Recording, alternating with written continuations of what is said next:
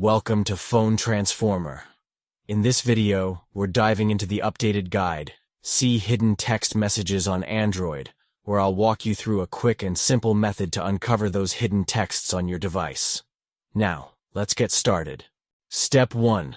First things first, take your phone and open the Messages app. Make sure you're logged into your account, and also check that you're using the latest version of the app for the smoothest experience. Step 2. In the menu, you'll see all your conversations listed. To view hidden text messages, just find and tap on the profile icon located at the top of the screen.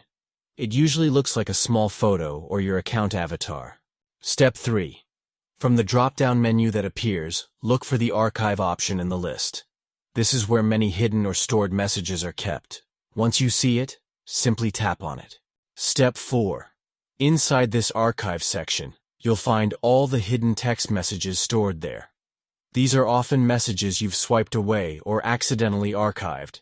If you want to view or reply, just tap to open any of them. Step 5. If you decide to unhide any message, press and hold on the conversation.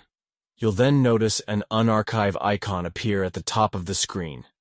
Tap that icon, and the message will automatically move back to your main inbox or home screen section.